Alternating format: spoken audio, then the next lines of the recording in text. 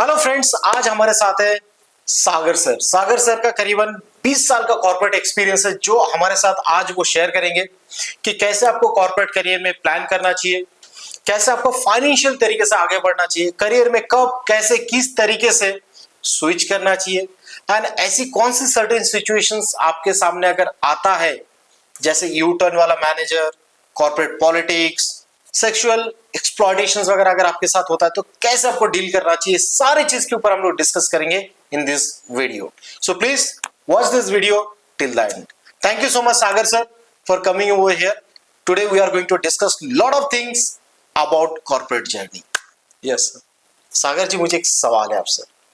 ऐसा बहुत सारे लोगों का मार्केट में कंप्लेंट है कि मार्केट में जॉब नहीं है, जॉब ढूंढ रहे, जॉब मिल नहीं रहा है, एंड हम लोग यूट्यूब, सोशल मीडिया, ये सारे जगह में अक्सर देखते हैं कि job crisis in the market.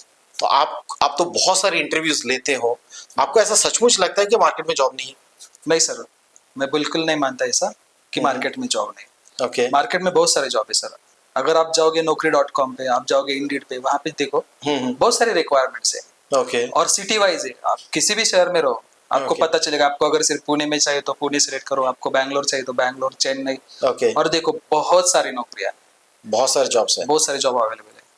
तो ऐसा क्यों होता है कि इनको जॉब मिलता नहीं है? जो बच्चे अभी जॉब ढूंढ रहे हैं, if I taking taking the example of like freshers, जो अभी जस्ट कॉलेज पास आउट होके ग्रेजुएशन होके जा रहे हैं, उनको जॉब क्यों नहीं मिलता है? फ्रेशर्स का सर क्या होता है कि अगर कंपेयर किया जाए एक्सपीरियंस से तो फ्रेशर का ओपनिंग थोड़ा कम ही रहता है, नो डाउट। लेकिन ओपनिंग बिल्कुल नहीं रहता है ऐसा नहीं। ओके। लेकिन क्या होता है ना, जो कंपनी की रिक्वायरमेंट है वो फ्रेशर्स लोग मैच नहीं कर पाते। जैसे कि अगर कोई इंटरव्यू के लिए आता है, अगर हम लोग चाहते हैं कि ये लोग खुद का इंट्रोडक्शन करें, आजकल के जो बच्चे हैं फ्रेशर्स है, उनको उनका खुद का इंट्रोडक्शन का प्रिपरेशन नहीं है। वो ठीक तरह से अपने आप का प्रिपरेशन नहीं, मतलब इंट्रोडक्शन नहीं दे पाते, तो बाकी क्वेश्चंस टॉस पे जाते हैं सर। क्योंकि अगर जो भी कैंडिडेट आया है वो खुद का इंट्रोडक्शन ही ठीक से नहीं कर पाता है, तो बाकी क्वेश्चंस पूछना थोड़ा फिर ये हो जाता है। फिर भी हम लोग कुछ टेक्निकल्स, उन्होंने जो प्रोजेक्ट किए होते कॉलेज में, वो पूछते हैं कि आपने क्या प्रोजेक्ट किया था, वो किससे रिलेटेड था, वो कौन से टेक्नोलॉजी बेस्ड था।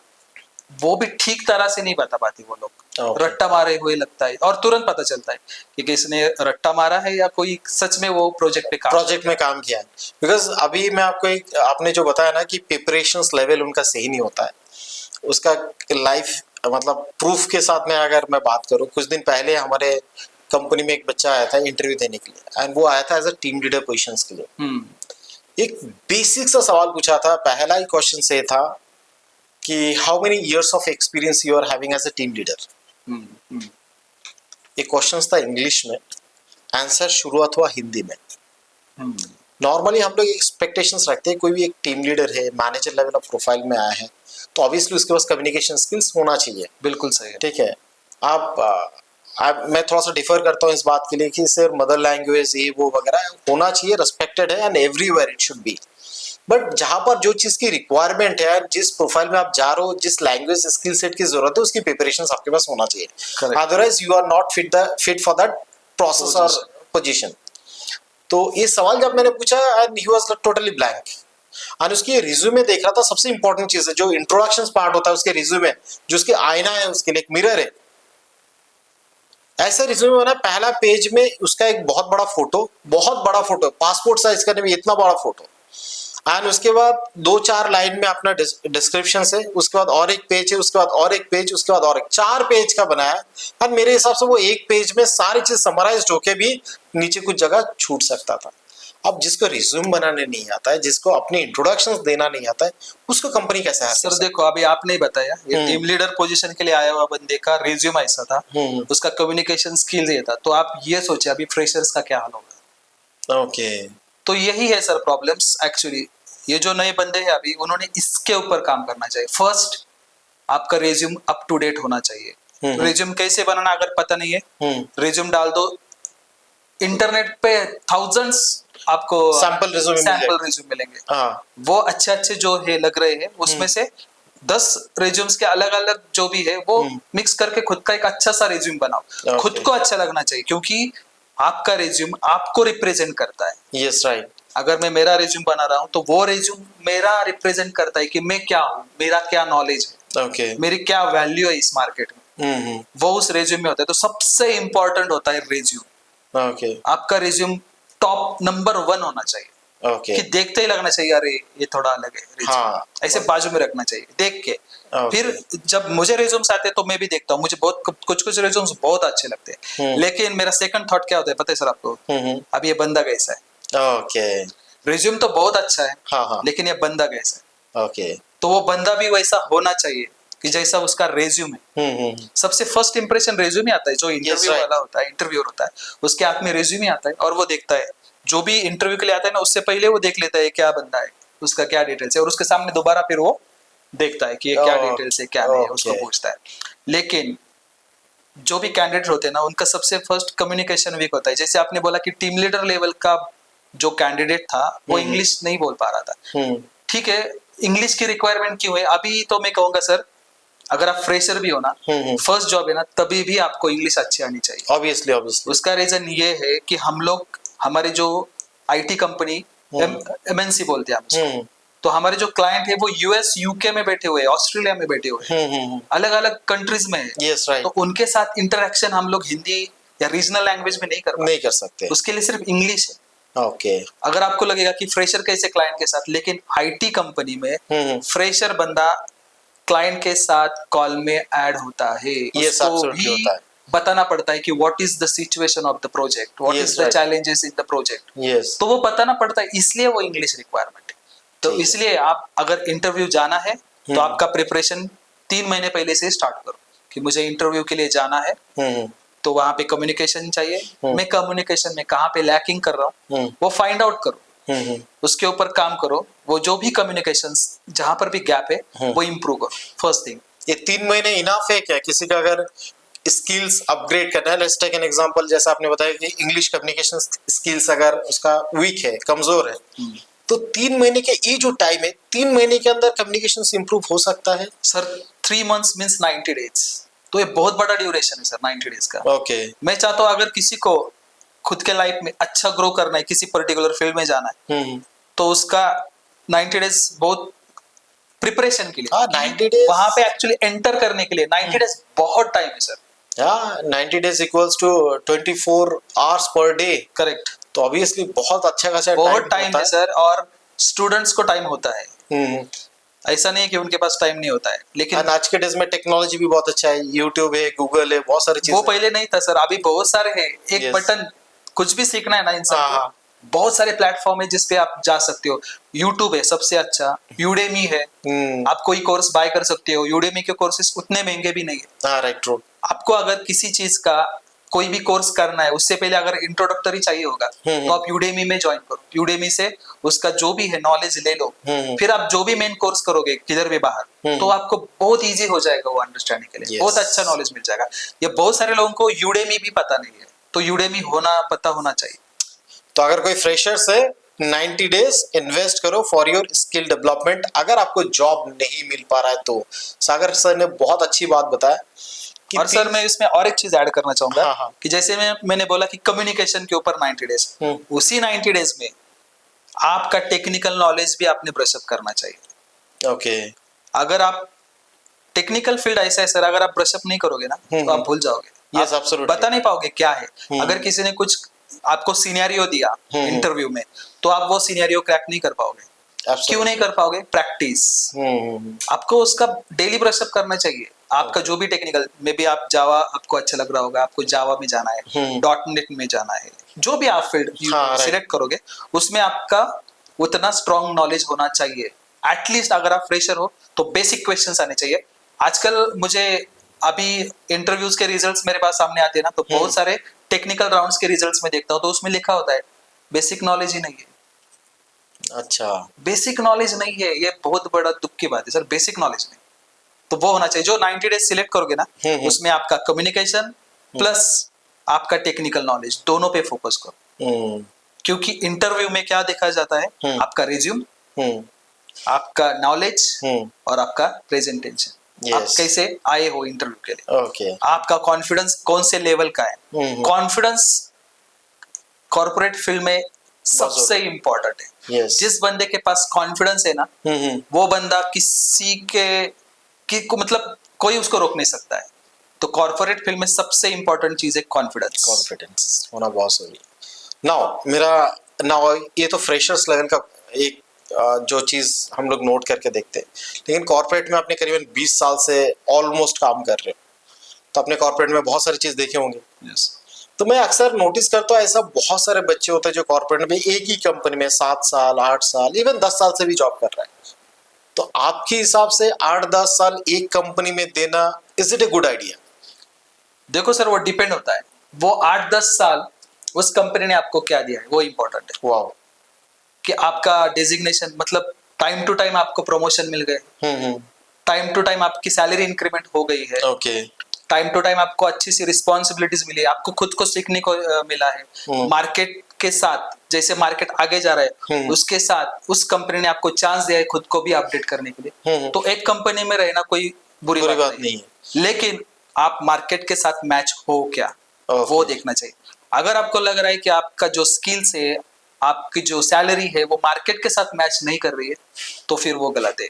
ना आपका प्रमोशन हो रहा है, हाँ। ना आपकी सैलरी बढ़ रही है, ना आपका नॉलेज बढ़ रहा है। अगर ऐसा है तो that is a worst for you. मतलब हर एक 6 महीने 1 साल के बाद अगर मार्केट वैल्यूज जानना है तो ऑब्वियसली मार्केट में जाके उतरना पड़ेगा, राइट ना? करेक्ट। नदी के किनारे में बैठने से तैरना नहीं सकते। वैसे ही अगर आपकी मार्केट में आपकी वैल्यूज क्या है वो चीज जानना है, तो 6 महीना 1 साल के बाद मार्केट में जाओ, जाके इंटरव्यू दो, so you will be able to understand कि आज के डेज में आपका स्किल सेट कैसा है, आपका पे आउट आपको प्रॉपरली मिल रहा है या नहीं मिल रहा है। अगर आप अंडर पे स्किल्स में हो, आप दूसरी कंपनी में ट्राई आउट करो, राइट ना? इसमें सर मैं और एक ऐड करूंगा, अगर आपको कंपनी स्विच करनी है तो कोई भी कंपनी स्विच करने के लिए कम से कम आप 1.5 साल से ज्यादा होने चाहिए एक कंपनी में। Okay okay. 1.5 साल से ज्यादा, 1.5 साल से कम नहीं। मतलब एक कंपनी में एटलीस्ट 1.5 साल का 18 मंथ्स से ज्यादा ही एक्सपीरियंस होना चाहिए एक कंपनी का। ओके। और स्टेबिलिटी के इश्यूज। हाँ, और 3 ईयर से ज्यादा नहीं होना, 3 इयर्स एटलीस्ट मैक्सिमम अगर आपको स्विच करना है तो। तो 1.5 साल से 3 साल तक आप एक कंपनी में रह सकते हो अगर आपको स्विच करना है तो। लेकिन ऐसा बहुत सारे बच्चे हम लोग देखते हैं जो एक ही कंपनी में है सालों से, बिकॉज सालों से है। मैं अभी एक कंपनी के नाम नहीं लूंगा, करीबन 7-8 साल से काम कर रहा है, उसकी सैलरी था 4.15 LPA।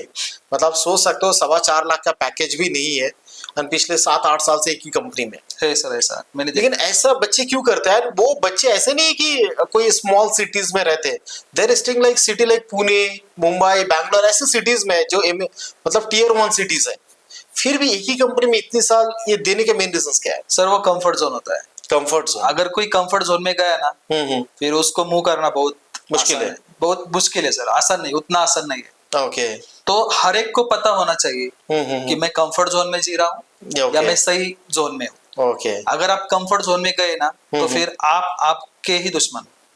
तो कंपनी क्या चाहता है कि एम्प्लॉय कंफर्ट जोन में बन के रहे या फिर अनकंफर्ट होके थोड़ा सा अपने बारे में सोचे ना? हर एक कंपनी यही चाहेगी कि अपना एम्प्लॉय कंफर्ट जोन में आ जाए। ओके। हर एक का वही स्ट्रेटेजी। कोई भी दुनिया की किसी भी आईटी कंपनी में आप काम करो, कितनी भी बड़ी कितनी भी छोटी, हर एक कंपनी का वही होता है कि हमारा जो एम्प्लॉय है वो कंफर्ट जोन में आ जाए। बिकॉज मैंने ऐसा बहुत सारी चीज देखा है, मतलब बहुत सारे बड़े बड़े एमएनसीज को मैं देखता हूँ जिनका पे आउट स्केल बहुत कम है, लेकिन वो लोग कैब सर्विसेज प्रोवाइड करते हैं। इवन कुछ कुछ जगह में तो लंच या डिनर भी अवेलेबल होता है विद ब्रेकफास्ट एंड ऑल। आज बच्चे हर रोज ऑफिस में जा रहा है, कैब फ्री है, सिक्योरिटी लेवल प्रॉपरली है, जॉब सिक्योरिटी जिसको हम लोग बोलते हैं हमेशा, and but still they are happy because उनके पास वो लंच एंड डिनर का भी एक ऑप्शंस रहता है, ब्रेकफास्ट भी मिल रहा है, फ्री में है, कंपनी दे रहा है। दो कोई भी चीज फ्री में नहीं मिलता है, मेरे हिसाब से सैलरी कम दे रहा है तो वहीं से माइनस करके इधर ऐड करते हैं। तो ये कंफर्ट जोन आप मतलब सचमुच बना के रखा जाता है, राइट? बना के रखा जाता। ओके सर मैं आपको अभी और एक बात बताना चाहूंगा, बहुत सारी बड़ी बड़ी कंपनीज है, उसका मैं नाम नहीं लूंगा अभी, लेकिन वहां पे ना आपको कुछ भी फ्री नहीं मिलता है। कुछ भी फ्री नहीं, कुछ भी फ्री नहीं, इवन नॉट ट्रांसपोर्ट। हाँ हाँ। तो बहुत सारे बड़े बड़े ब्रांड की जो मतलब ब्रांड जो है ना, वो एम्प्लॉय से पार्किंग के भी पैसे लेते हैं, उनकी 2 व्हीलर पार्किंग। अरे बाबा। 2 व्हीलर पार्किंग का भी चार्ज करते सर। तो कुछ ओनर, शायद आपको पता चलेगा उनके, अगर आप देख लोगे उनके पॉडकास्ट या कोई भी देख लोगे उनके वीडियोस, तो वो अपने इंटरव्यूज में बताते कि हमारे एम्प्लॉयज को हम कुछ फ्री नहीं दे सकते। फ्री नहीं देंगे कुछ भी। ओके तो ऐसी कुछ एमएनसी है, बहुत बड़ी जायंट कंपनीज है जो एम्प्लॉय से पार्किंग का भी पैसा लेते हैं। एम्प्लॉय से पार्किंग का भी पैसा चार्ज किया पार्किंग जाता का है। भी पैसा चार्ज किया जाता है, फिर भी लोग वहां पे 10 साल 15 साल 20 साल रहते हैं। इसी के लिए मैं हमेशा बोलता हूँ don't be emotional with the corporate house. हमेशा मैं बोलता हूँ से मैं मेरे सेशंस में जो भी बच्चे कनेक्ट होते हैं ना, मैं हमेशा बोलता हूँ don't be emotional with corporate house, because corporate में अब तब तक सेफ एंड सिक्योर्ड है जब तक उनकी बैलेंस शीट अच्छा चल रहा है। बिकॉज ऐसा बहुत सारे एमएनसीज है जिसमें बच्चे साल साल से काम कर रहे हैं लेकिन उनकी बैलेंस शीट ऊपर नीचे हो गया तो 2 मिनट के अंदर ये लोग डिसीजन ले लेते हैं, थैंक यू सो मच, आपको निकाल देते हैं।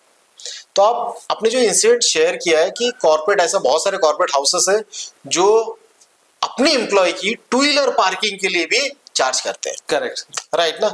तो ऑब्वियसली आप ये चीज को सोच नहीं सकते हो।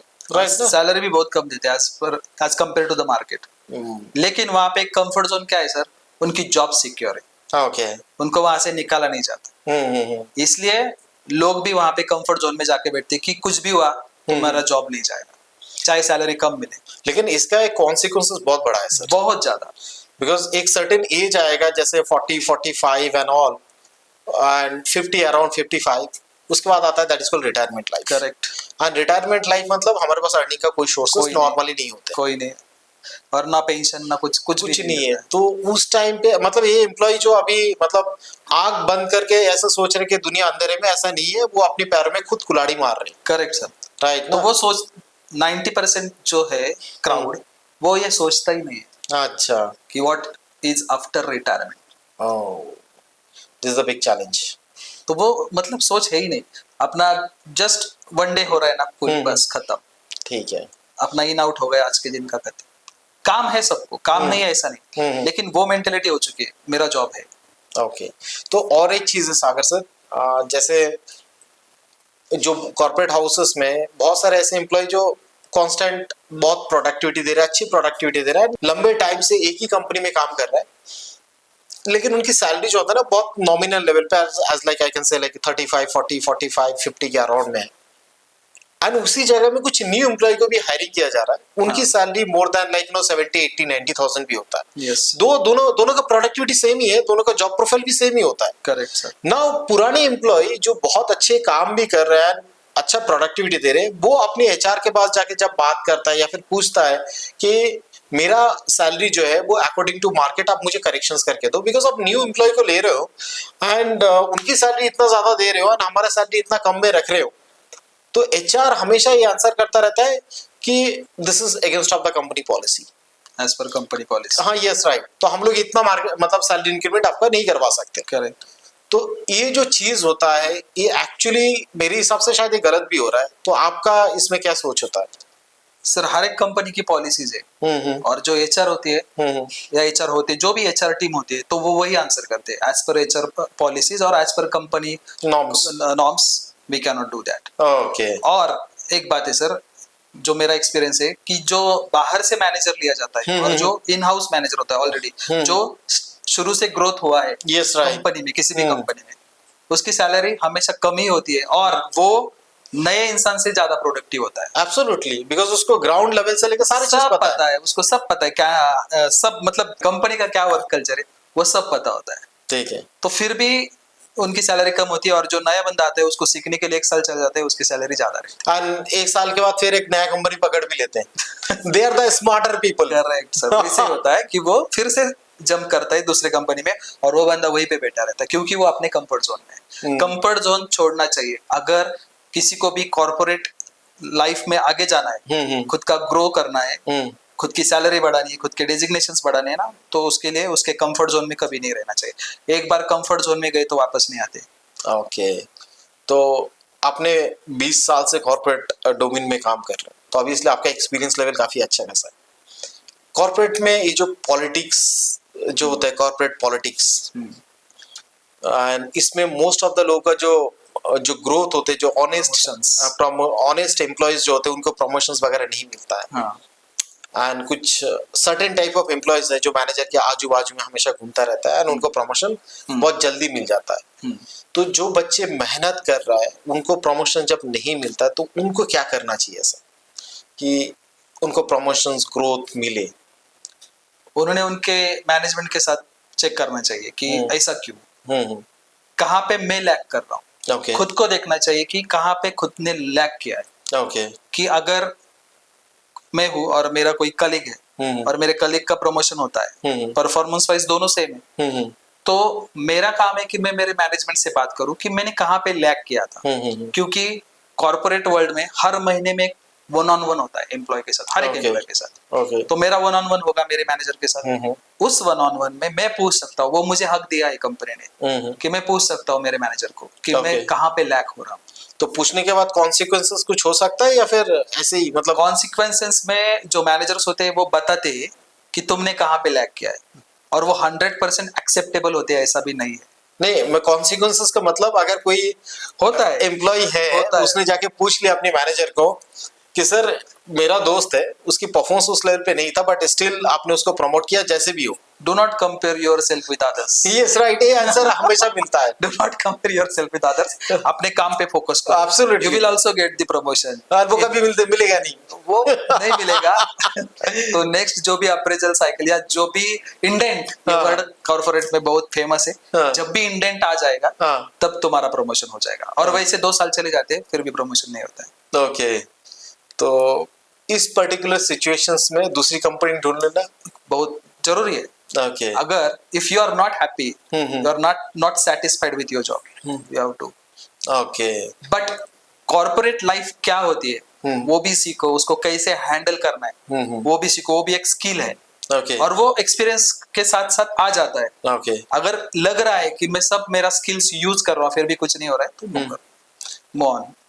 नाउ ये तो हो गया वो शायद ऑनेस्ट डेडिकेटेड कमिटेड एम्प्लॉयज के लिए, लेकिन व्हाट अबाउट दोस पीपल जो शॉर्टकट्स फॉलो करके आगे बढ़ना चाहता है, मतलब मैनेजर के आगे पीछे घूमो, करेक्ट। उनके हाँ में हाँ करो, एंड ये लोग जो जिस लेवल पे ग्रोथ ले रहे हैं या फिर उनको जब मिल जाता है ये ग्रोथ उनको लाइफ लॉन्ग तक वो कैरी फॉरवर्ड कर पाता है या नहीं समथिंग? सर, आप शॉर्टकट करके प्रमोशंस ले सकते हो सर, लेकिन जब उस जॉब रोल में जाते हो ना, उस रोल में जब चले जाते हो तब बहुत चैलेंजेस फेस करते हो। आपको कुछ नहीं आता है सर, कुछ नहीं आता है इन द सेंस आपके एक्सपीरियंस के हिसाब से आप 40% तो सब कर सकते हो, लेकिन जो 60% है ना, नहीं तो मैं बोलूंगा 60% आप सब कुछ कर सकते हो, लेकिन जो 40% टास्क रहेगा ना उसमें आपको चैलेंज आएगा। ओके आप वो मेट नहीं कर पाओगे, आपका परफॉर्मेंस वहां पे बहुत इफेक्ट होगा। ओके ऐसा कभी आपने देखा है कि जो बच्चों को शॉर्टकट तरीके से ग्रोथ तो मिल गया वो सर्वाइव नहीं कर पाया? पाते सर, नहीं कर पाते, देखा है हमने।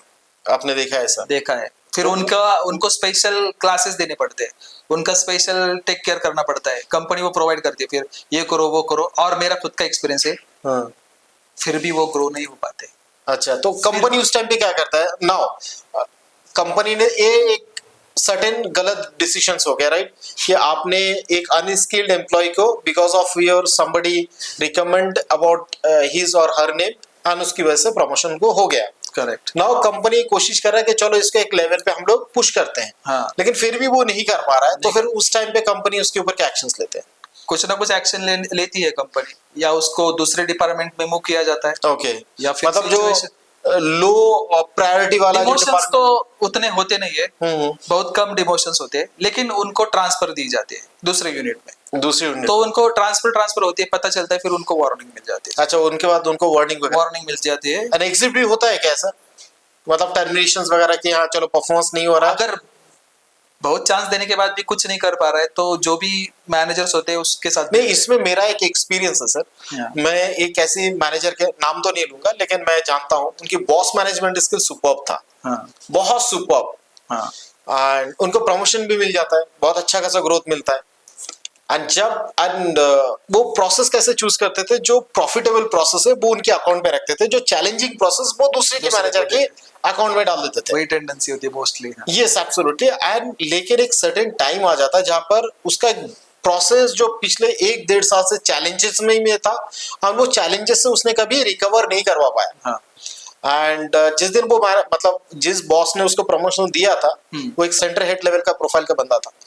बाद में जिसने रियलाइज किया उसको बोल दिया कि थैंक यू सो मच, आप दूसरा नौकरी ढूंढना शुरू कर दो, टर्मिनेट। तो कभी कभी ये जो बॉस मैनेजमेंट स्किल्स में आप पहुंच तो जाते हो यार, ऐसी लेवल ऑफ प्रोफाइल जो थोड़ा सा हाई लेवल ऑफ प्रोफाइल होता है, जैसे senior operations manager, general manager जैसे प्रोफाइल में पहुंचने के बाद आपको अपॉर्चुनिटी उतना जल्दी मार्केट में मिलता भी नहीं है, जितना दूर मैं रियलाइज करता हूँ। करेक्ट। बिकॉज एसोसिएट प्रोफाइल में तो डिमांड बहुत अच्छा खासा है, लेकिन मैनेजमेंट लेवल का जो डिमांड होते हैं इसमें चैलेंजेस पार्ट और competition much more higher. Associate profile में उतना चैलेंज मतलब कंपटीशन मैंने देखा नहीं, ये शायद हो सकता है मेरा एक्सपीरियंस है, लेकिन मैनेजमेंट लेवल में कंपटीशन बहुत ज्यादा है, बहुत ज्यादा है। तो shortcuts growth it will be tough. कभी भी आप किसी भी कॉर्पोरेट फील्ड में ज्वाइन करोगे ना, सबसे इंपॉर्टेंट है कि आपके मैनेजर्स का ट्रस्ट, आपको उनका ट्रस्ट आना चाहिए आपके ऊपर, ठीक है। उनका एक जो कॉन्फिडेंस है आपके ऊपर होना चाहिए कि ये बंदा टाइम पास वाला बंदा नहीं, या फिर किसी के बारे में कभी बुरा नहीं बोलने का, अपना काम बस उसके ऊपर। मतलब पॉलिटिक्स, बायसनेस, नेगेटिव थॉट, इससे दूर रहो, दूर में रहो। Okay. उससे कुछ नहीं होता, किसी का फायदा नहीं होता है। क्योंकि एज अ मैनेजर नाउ मैं भी काम कर रहा हूँ, तो मैं देखता हूँ कौन क्या कर रहा है, कौन क्या नहीं कर रहा है। अगर पता भी नहीं है ना टीम में, लोगों को लगता है कि इसको क्या पता नहीं, ये आता ही चला जाता है, लेकिन मैनेजर को सब पता होता है हर एक इंडिविजुअल का क्या कर रहा है। खबरीलाल, हर रिपोर्ट मैनेजर को आता है ना। खबरीलाल नहीं, फिर भी आता है। अच्छा। रिपोर्ट्स होते हैं, पता चलता है। मैनेजर्स को गाली देने वाले भी होते हैं टीम में, देने ऑब्वियसली होता है, लेकिन अगर मैनेजर ने उसकी क्वालिटीज यूज की, सभी सॉफ्ट स्किल्स भी आता है उसमें मैनेजर का, और हर टीम के बंदे के साथ अच्छे से रहा, जिसको डांटना है उसको डांटा, जिसको अच्छे से रहना सब, मतलब सबको मिलके रहे, और सबके जो प्रॉब्लम सॉल्व, मतलब क्या होता है कि हर एक का एक थिंकिंग लेवल अलग अलग है, हर एक का वर्क का मेथड अलग है। आप मैनेजर इसीलिए हो कि हर एक माइंडसेट के साथ आप काम कर सको, हर एक को आप कंफर्टेबल फील कर सको, क्योंकि हाथ की उंगलियां भी सेम नहीं रहती। वैसे टीम में जितने लोग हैं कोई एक जैसा नहीं, हर एक बंदा अलग अलग है।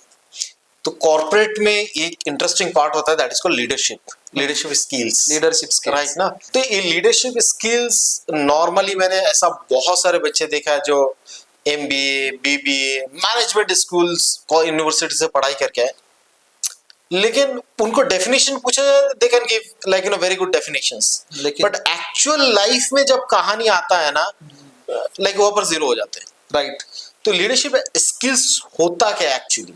सर लीडरशिप, आप जब भी मैनेजर बन जाते हो या लीड बन जाते हो, आपको कोई टीम मिलती है, तो आप वहां पे उनके सिर्फ लीव अप्रूव करने के लिए नहीं हो, अच्छा, या फिर उनका जो भी वर्क फ्रॉम होम कर रहे हैं वो अटेंडेंस अप्रूव करने के लिए नहीं। आपकी एक रिस्पॉन्सिबिलिटी है, ओके, वो बंदा आपको देखता है, आप आपके टीम का रोल मॉडल होते हो। अच्छा, आप जैसे बिहेव करोगे, आप जैसे लोगों के साथ इंटरेक्ट करोगे, जैसे रिलेशन रखोगे, वो आपसे सीखते हैं।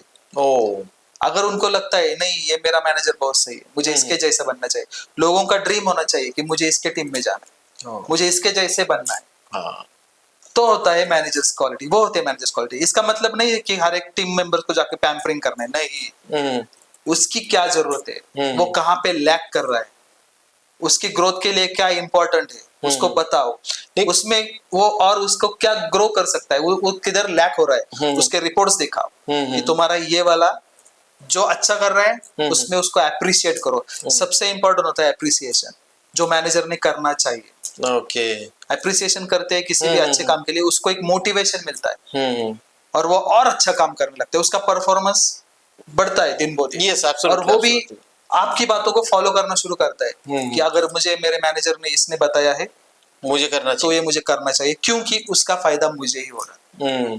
तो ये जब कोई मैनेजर करता है ना, तो ही वो रियल मैनेजर है। नाम का मैनेजर होना कोई मतलब काम का नहीं है। एग्जैक्टली। नाउ एक लीडर बनने के लिए अब स्कूल कॉलेजेस से तो ज्ञान मिलता नहीं है, करेक्ट। तो ये चीज एक्चुअल में कॉर्पोरेट में अगर कोई बच्चा काम करे तो उसको सीखना किससे और कैसे चाहिए?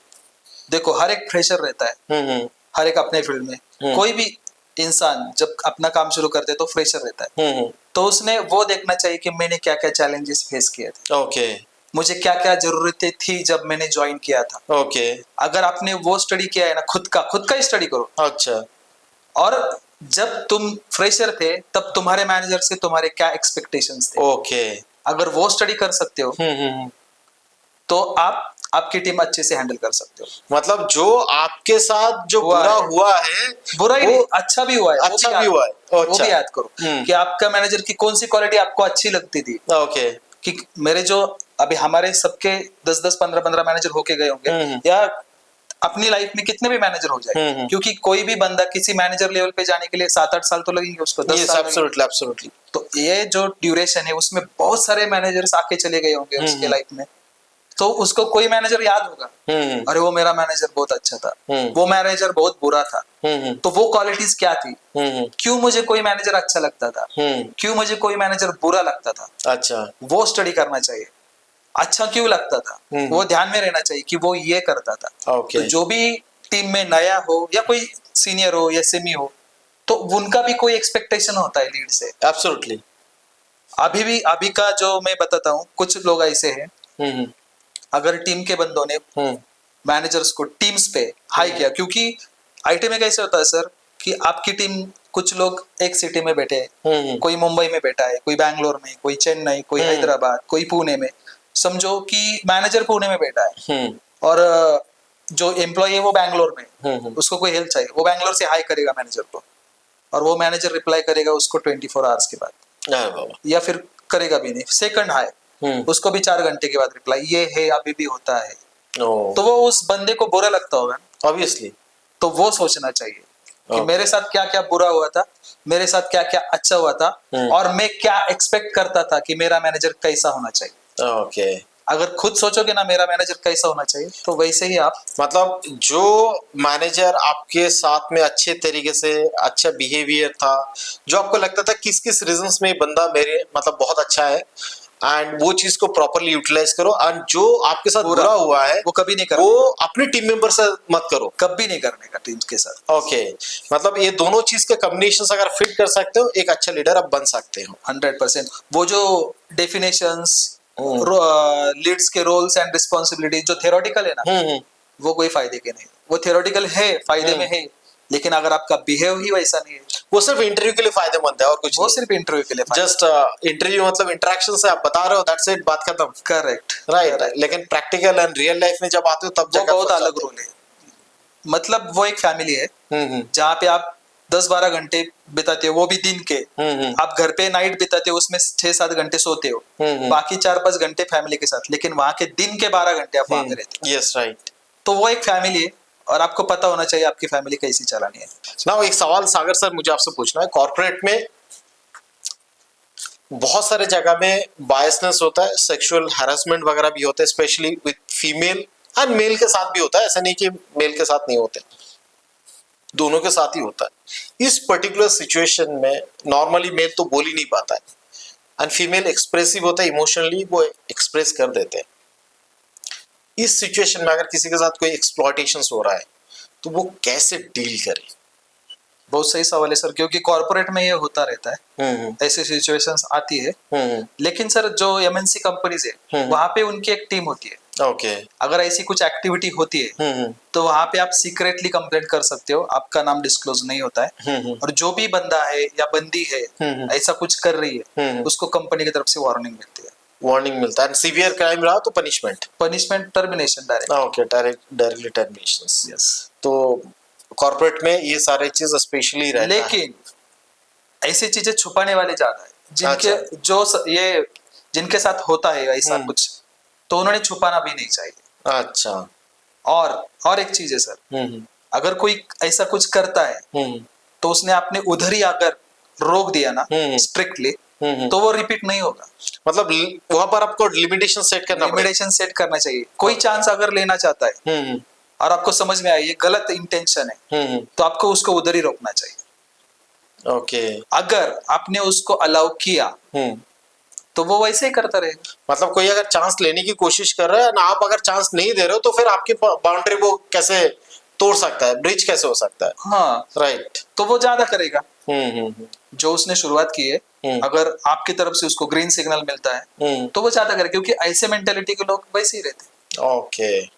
तो वो मेंटेलिटी है सर, वो मेंटेलिटी चेंज करना आपके हाथ में है। अगर मेरे साथ कोई ऐसा कर रहा है, तो मुझे पता है कैसे डील करना है। वैसे कोई भी हो, चाहे वो मेल हो या फीमेल हो, उसको डील करना आना चाहिए। अगर वो ट्राई कर रहे हैं लेकिन हो नहीं रहा है, तो फिर आपके लिए वैसे एक टीम होती है हर एक एमएनसी में, उस टीम के साथ कनेक्ट कर जाओ।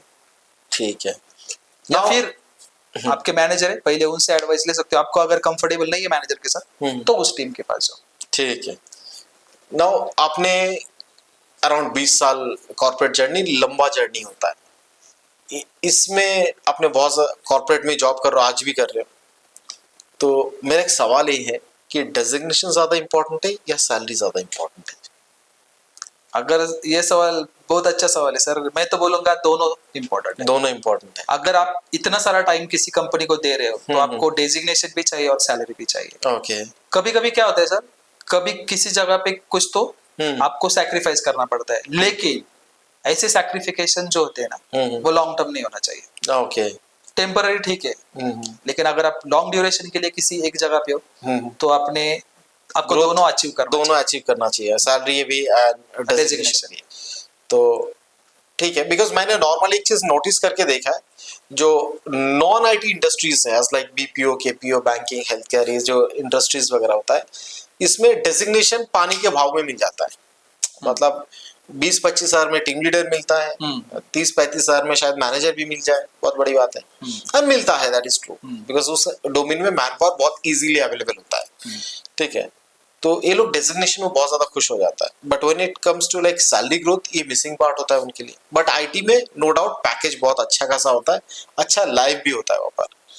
तो यहाँ पर एक एसोसिएट प्रोफाइल में शायद बहुत गुना ज्यादा सैलरी मिलता है, जो मैंने नोटिस करके देखा है।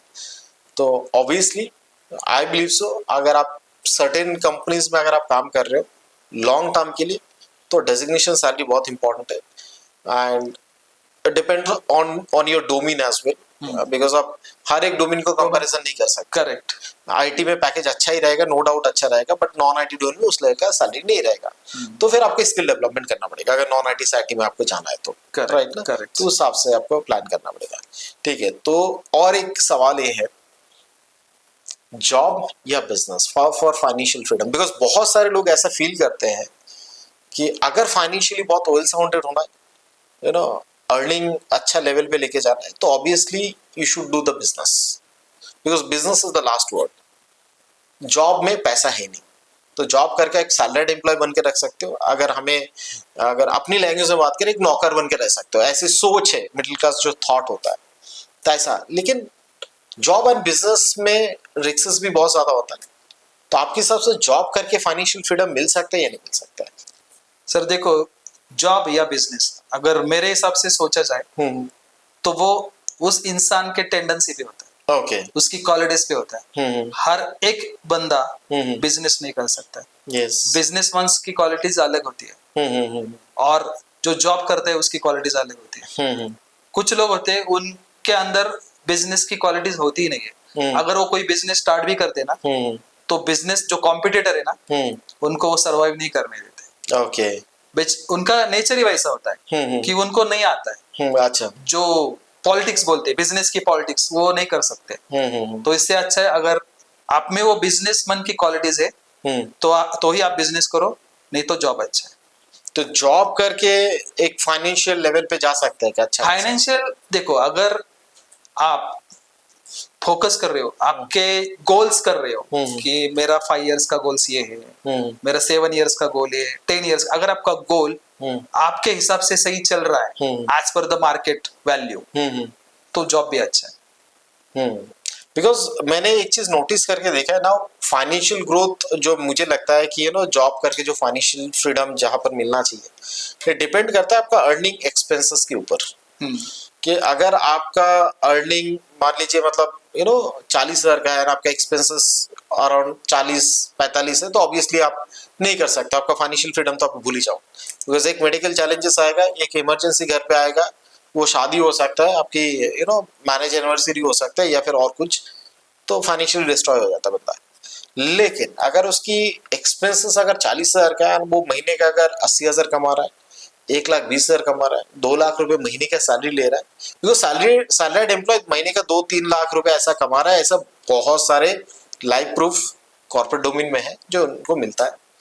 तो अगर आप अपनी एक्सपेंसेस से 2 से 3 गुना ज्यादा कमा रहे हो, कहीं पे इन्वेस्टमेंट कर रहे हो for long term prospect, at least for next 10-15 years, हाँ। तो ऑब्वियसली जॉब करके भी फाइनेंशियल फ्रीडम मिल सकता मिल सकता है। Because now as compare to business उतना नहीं होता है, लेकिन जो रिक्वायरमेंट्स है, बेसिक रिक्वायरमेंट्स, वो तो अच्छे से फुलफिल हो जाती है। यस, और सेविंग्स भी होती है, हमने देखा है ओके, सेविंग्स, क्योंकि अगर आप आईटी में काम करते हो, आपको कभी ऑन साइट का वगैरह चांस मिल गया 1-2 साल का, तो बहुत अच्छा खासा हो जाता है इनका। ओके।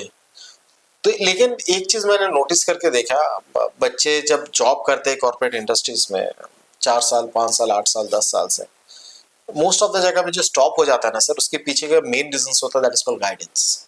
करेक्ट। ठीक है, बिकॉज एक मिडिल क्लास फैमिली से जो बच्चा आता है उसको तो पता ही नहीं होता कि जॉब कैसे शुरुआत करना है। पहला चीज, शुरुआत भी कर रहा है तो कितनी सैलरी मिलना चाहिए ये उसको पता नहीं होता है। उसको ये पता नहीं चलता कि डेजिग्नेशन सैलरी और ग्रोथ क्या चीज होता है एंड ऑल।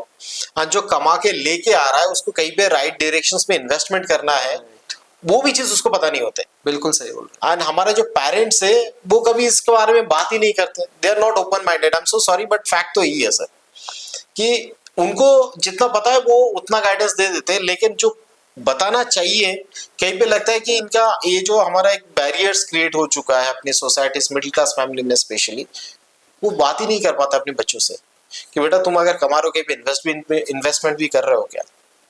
तो ये जो पेरेंट्स का थॉट होता है कि अभी आप कमा रहे हो तो एंजॉय भी तो करोगे, मतलब यही तो एंजॉय करने की उम्र है। करेक्ट। ये सोच कितना सही लगता है अगर कोई बच्चा कॉर्पोरेट में अभी अपनी करियर शुरुआत किया, अर्निंग शुरू किया, पेरेंट्स से बोल रहा है अभी तो एंजॉय करने के टाइम है, तो वो अपने पैसों की एंजॉय करे। देखो सर, कॉर्पोरेट में आते हो, मतलब किसी भी स्टेज पे स्टूडेंट होते हो, फिर कोई कंपनी में जाना है, तो गाइडेंस बहुत इंपॉर्टेंट। अगर आपको गाइडेंस शुरू से बहुत सही मिल गया ना, तो डेफिनेटली आप बहुत अच्छे सक्सेस मिल सकते हैं आपको। लेकिन अगर गाइडेंस नहीं है ना, तो आपके कितने साल चले गए जिंदगी से आपको पता ही नहीं चलेगा। 10 साल के बाद भी आप उसी पोजीशन पे रहो, यस, आपको कुछ पता ही नहीं चलेगा। तो गाइडेंस पहले होना चाहिए कि कॉर्पोरेट फील्ड में क्या रिक्वायरमेंट है। ऐसे कोई इंस्टीट्यूशन जैसे आपका इंस्टीट्यूशन है, वहां पे सिखाया जाता है कि कॉर्पोरेट लाइफ क्या है, वहां पे कैसे सर्वाइव होना चाहिए, कैसे काम करते हैं, क्या उधर कल्चर है। अगर ऐसा गाइडेंस कोई लेता है ना, तो डेफिनेटली उनको मैं बोलूंगा 1000% उसका रिजल्ट मिलेगा।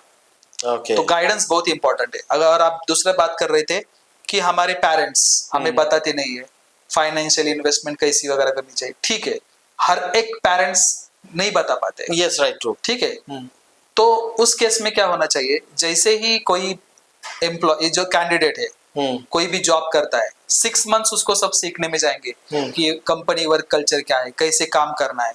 नेक्स्ट 2 मंथ्स थोड़ा स्टेबल होने के लिए जाएंगे। 8 महीने होने के बाद उसने उसकी सैलरी देखनी चाहिए, उसके एक्सपेंसेस देखने चाहिए, और उस सैलरी में से एटलीस्ट 10% सेविंग करनी चाहिए। एटलीस्ट अभी वो 10% सेविंग्स कैसे कर सकता है?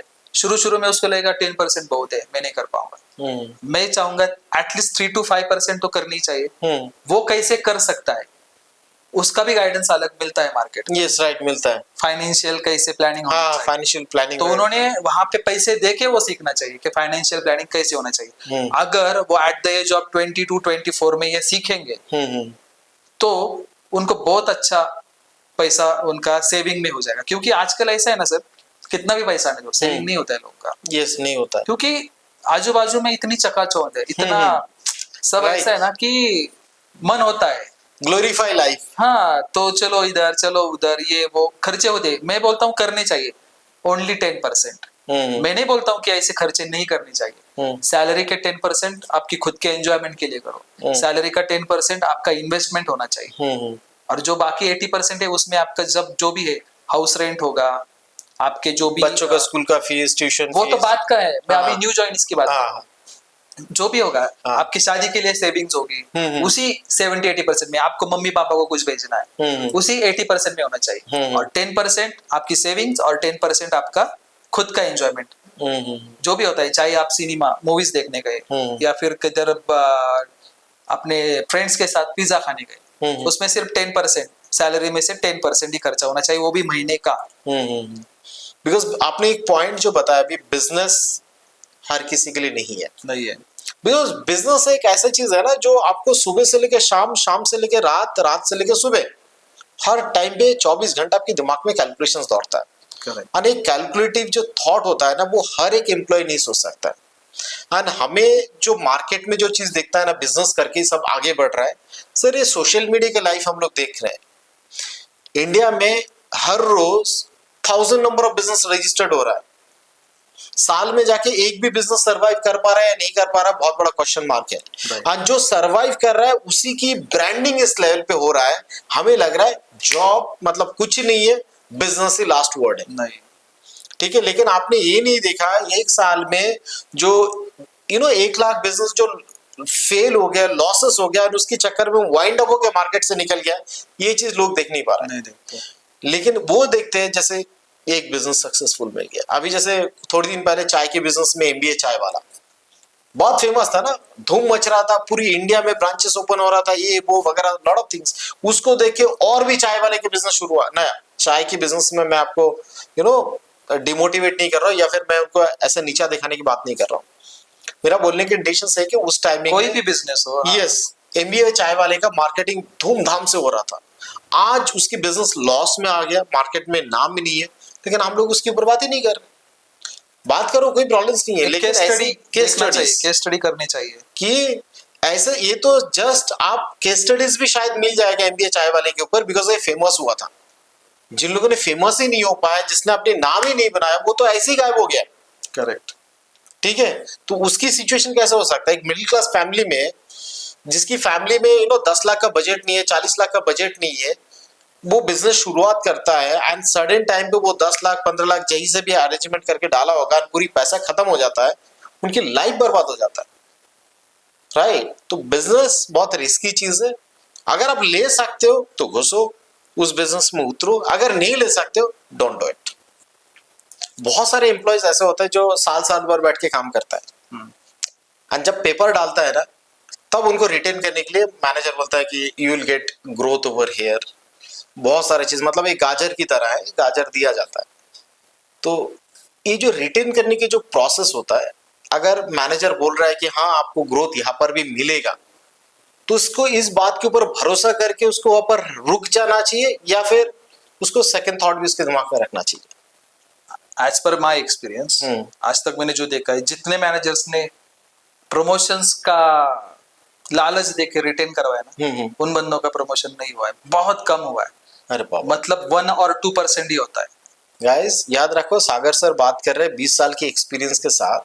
जो मैनेजर ये प्रमोशंस की गाजर देके आपको रिटेन करवाते हैं, उसके अंदर 1 to 2% बच्चों को ही सिर्फ एक्चुअल रियलिटी में ग्रोथ मिलता है।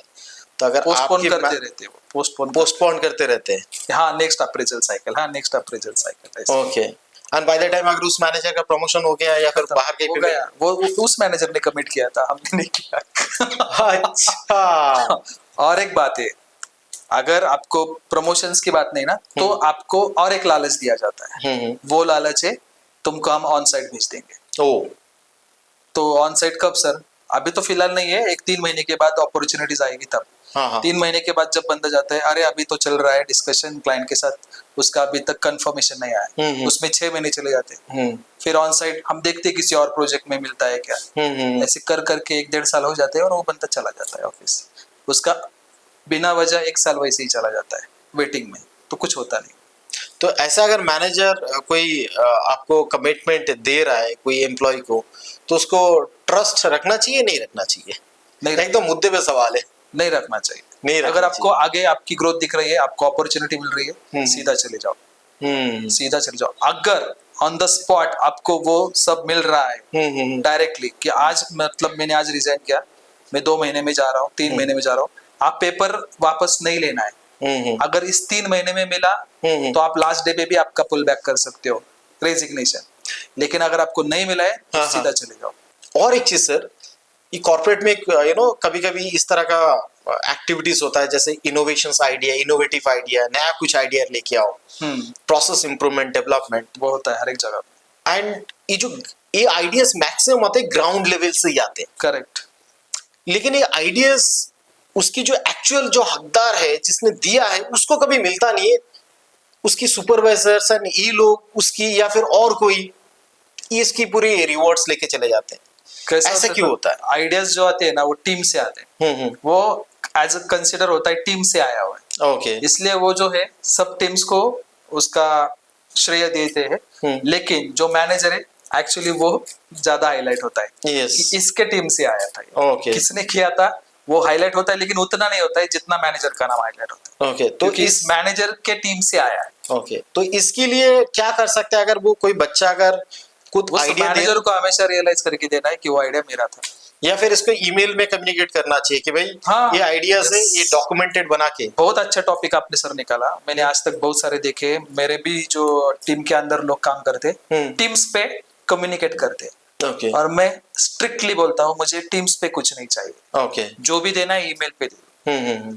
क्योंकि ईमेल एक ऐसा जरिया होता है ना कॉर्पोरेट वर्क में, वर्क कल्चर में, कि आपके पास वो एक प्रूफ रहता है कि मैंने इस तारीख को इस टाइम पे इस मैनेजर को मैंने ये डिटेल्स मेरे भेजे। ओके तो ये बहुत बढ़िया, क्योंकि अगर आप किसी इशू के लिए कुछ भी हो जाता है, कुछ भी पॉइंट है आपको किसी को हाईलाइट करना है, तो सबसे पहले बोलते हैं तुमने किसी के साथ कम्युनिकेट किया था क्या। ओके टीम्स ये फॉर्मल कम्युनिकेशन प्लेटफॉर्म है, और ऑफिशियल प्लेटफॉर्म है तुम्हारा ईमेल। ओके तो हमेशा जो भी इंपॉर्टेंट कम्युनिकेशन होता है हमेशा ईमेल में रखो। ईमेल में भेजो। आपको मैनेजर के साथ कम्युनिकेट करना है, जस्ट टीम्स पे भेज दो कि hi sir, I have send you one email, kindly check it, खत्म। Regarding this if you want to explain you can explain over Teams, but Teams पे कम्युनिकेट नहीं करना है। जो भी इंपॉर्टेंट थिंग्स होता है वो हमेशा ईमेल पे ही भेजना है। Yes, email right. जाना ही चाहिए, कुछ भी हो, चाहे वो तुम्हारा पर्सनल इशू हो तो भी कुछ छुट्टी चाहिए, कुछ भी हो, या कुछ इशू आता उसका तुमने एक्सप्लेनेशन दिया है, हमेशा ईमेल पे। अगर तुमने कोई रिक्वेस्ट भेजी है और उसके ऊपर मैनेजर ने रिएक्शन कुछ दिया नहीं है, तो तुम बोल सकते हो सर मैंने ये ईमेल भेजा था आपको, आपको एक रिमाइंडर ईमेल भी भेजना है मैनेजर्स को। लेकिन अगर आप ईमेल भेजते हो तो आप सेफ साइड में रहते हो, कभी आपकी तरफ कोई उंगली नहीं आती। और वो मेरा पर्सनल फंडा है, मैं हमेशा हर एक चीज आउटलुक में रिकॉर्ड करता हूँ, Okay. ईमेल में रिकॉर्ड करता हूँ। कॉर्पोरेट में ना मैं हमेशा एक स्टेटमेंट यूज करता हूँ that is called U turn manager. ये मैनेजर के बारे में बोलता है, यू टर्न मैनेजर। ये जो मैनेजर्स होते हैं ना सर, इनकी कमिटमेंट एक होता है, लेकिन जब सिचुएशन एक्चुअल आता है वो चेंज हो जाता है। ठीक है, मैं आपको एक चीज बताता हूँ, ऐसा बहुत सारे मैनेजर्स को मैं देखता हूँ जो नॉर्मली वर्बल कम्युनिकेशन में हाँ ठीक है हो जाएगा, देन आफ्टर दैट जैसे सिचुएशंस आ गया ना, चेंज, एकदम चेंज। कब बोला था मैंने, नहीं आप झूठ बोल रहे हो, मैंने कभी ऐसा बोला ही नहीं था। वो इतना डट जाता है वहां पर ना, और बच्चा फंस जाता है। इसलिए सर मैंने जैसे अभी बोला ना थोड़ी देर पहले, हर एक कम्युनिकेशन आउटलुक पे होना चाहिए, ईमेल पे होना चाहिए। अच्छा, ईमेल पे ही होना चाहिए। अगर आपको कुछ कमिटमेंट भी चाहिए, अगर आपने कम्युनिकेट किया है वन ऑन वन, तो मेल डालना है, hi sir, as we discussed, okay, I would be on leave और I will get this things. तो हर एक Like चीज that. Email communication. हाँ, अगर आपने पॉसिबल नहीं हुआ ईमेल पे मैनेजर का रिप्लाई लेना, लेकिन उसको एक मेल उसी दिन वो जस्ट से डिस्कशन हो गया, come on your desk and directly mail drop करो कि as we discussed I will get this. उससे रिप्लाई आए ना आए उससे कुछ कोई फर्क नहीं ये नहीं है, क्योंकि हाँ। कल आप उसके मैनेजर के पास जाओगे हाँ, ये हाँ। इशू लेके, तो वो मैनेजर बोलेगा कहीं पे कम्युनिकेशन, तुम्हारे पास कोई प्रूफ है तुम ये बोला था, तो ये मेल दिखा सकते हो, ये मैंने मेल डाला था। और ये जो यू टर्न वाला मैनेजर्स होते हैं ना सर, तो इसकी उनको चांस ही नहीं दे रहे ना यू टर्न करने के लिए, इसकी वजह से ना बच्चे फंस जाते हैं। वो एचआर के सामने जाके गिर जाते हैं, वो मैनेजमेंट के सामने गिर जाते हैं। मतलब वो बच्चा गलत साबित होके ही रहता है जब वो वर्बल कम्युनिकेशन थ्रू में फेस अगर वर्बल हो भी गया, चलो कभी कभी सिचुएशन ऐसी होती है कि वो सिर्फ वर्बल ही होता है communication, that is your responsibility. जाओ अपने डेस्क पे जाके आउटलुक ओपन करो और एक ईमेल ड्राफ्ट करो कि as we discuss this thing will be happen, okay, खत्म। अपने पास प्रूफ आ गया, चाहे वो एचआर केस हो चाहे वो हायर मैनेजमेंट केस हो, तुम्हारे पास कम्युनिकेशन उसका ऑलरेडी है। तो कॉर्पोरेट में अगर आप जॉब कर रहे हैं तो इस तरीके का अगर मैनेजर्स के साथ आप काम कर रहे हो जो अक्सर यू टर्न लेके बोल देते हैं नहीं आप ही गलत हो, तो इसके लिए ईमेल कम्युनिकेशंस कंपलसरी है। So thank you so much Sagar sir to coming in this platform and sharing your experience with our audience, and I believe so बहुत ज़्यादा नॉलेज वगैरह इनको मिला है, एंड हमारा जो ऑडियंस है वो अपने करियर में इस सारी चीज़ को स्टेप बाय स्टेप फॉलो भी कर पाएंगे। So thank you so much for watching this video. Thank you sir for invitation अच्छा थैंक यू ऑल